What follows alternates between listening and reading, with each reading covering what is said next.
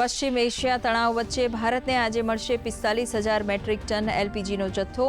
હોર્મુઝ સ્ટ્રીટથી નીકળેલ ભારતીય જહાજ શિવાલિક થોડીવારમાં પહોંચશે કચ્છના મુન્દ્રા બંદરે. દેશમાં ગેસ અને તેલનો પર્યાપ્ત પુરવઠો હોવાની કેન્દ્ર સરકારની સ્પષ્ટતા.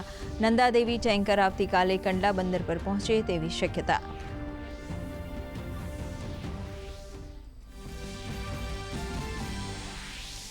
એલપીજી ગેસ પુરવઠાને સુચારુ રૂપે જાળવી રાખવા રાજ્ય સરકારનો મહત્વનો નિર્ણય. પીએનજી કનેક્શન ધરાવતા ગ્રાહકો એલપીજી કનેક્શન રાખી શકશે નહીં. બંને કનેક્શન ધરાવતા ગ્રાહકોને તાત્કાલિક એલપીજી કનેક્શન પરત કરવા આદેશ. તો કોમર્શિયલ વપરાશકર્તાઓને પીએનજી અપનાવવા સૂચના.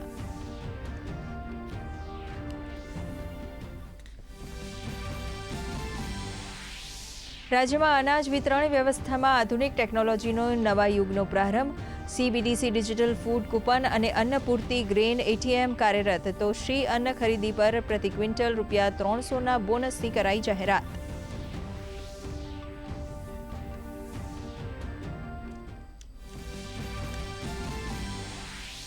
સંસદના બજેટ સત્રમાં આજે મહત્વની કામગીરી. લોકસભામાં પ્રશ્નકાળ દરમિયાન પરસોત્તમ રૂપાલાએ હરાજીમાં મુકાયેલા સંપત્તિ અંગે પૂછેલા પ્રશ્ન પર નાણામંત્રીનો જવાબ.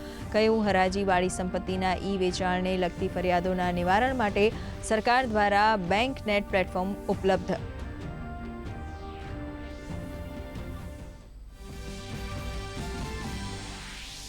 રાજ્યસભામાં કોંગ્રેસ અને ટીએમસીના વલણ પર સંસદીય કાર્યમંત્રી કિરણ રિજિજુએ સાધ્યું નિશાન. કહ્યું, વિપક્ષના વ્યવહારને કારણે સંસદનો કિંમતી સમય વેડફાઈ રહ્યો છે.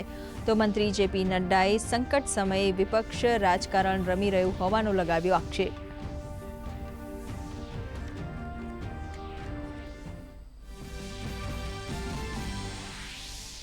રાજ્યસભાની 11 બેઠકો પર મતદાન ચાલુ. બિહારની 5 બેઠકો પર મતદાનમાં કોંગ્રેસને ક્રોસ વોટિંગનો ડર. તો ઓડિશાની 4 અને હરિયાણાની 2 બેઠકો પર રસાકસી ભર્યો જંગ.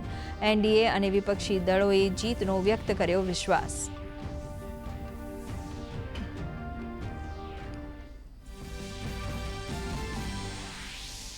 માર્ચથી શરૂ થનાર નર્મદા પરિક્રમાની તડામાર તૈયારીઓ શરૂ. રાજ્ય સરકાર ₹10 કરોડના ખર્ચે શ્રદ્ધાળુઓને પૂરી પાડશે અનેક સુવિધાઓ.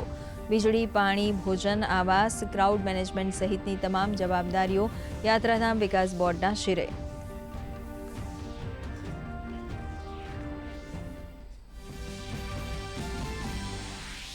માર્ચથી પ્રી મોન્સૂન એક્ટિવિટી શરૂ થતાં રાજ્યમાં માવઠાની આગાહી. 18થી 20 માર્ચ દરમિયાન સૌરાષ્ટ્ર, કચ્છ અને દક્ષિણ ગુજરાતના વિવિધ જિલ્લાઓમાં કમોસમી વરસાદનું અનુમાન. અમદાવાદ, રાજકોટ સહિત જિલ્લાઓમાં મહત્તમ તાપમાનનો પારો 2 ડિગ્રી ગગડતા ગરમીમાં આંશિક રાહત.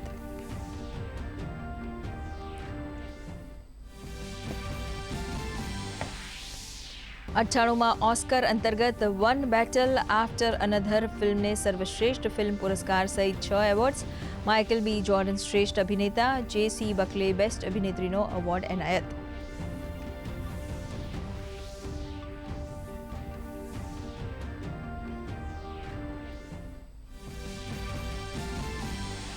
સપ્તાહના પ્રથમ દિવસે ભારતીય શેર બજારમાં રિકવરી. સેન્સેક્સમાં 1000 પોઈન્ટનો વધારો. તો નિફ્ટી 300 પોઈન્ટનો ઉછાળો.